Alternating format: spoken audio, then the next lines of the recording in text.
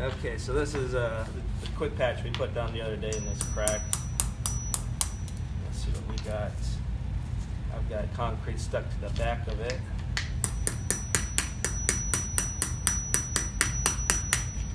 Now you can see right now I'm getting to right where the crack was, because I'm not popping it out. It's down in there.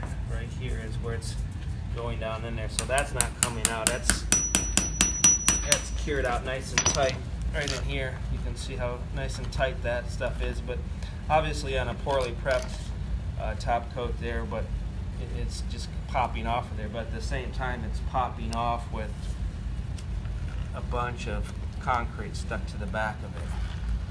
So that's impressive. It's pulling the concrete apart.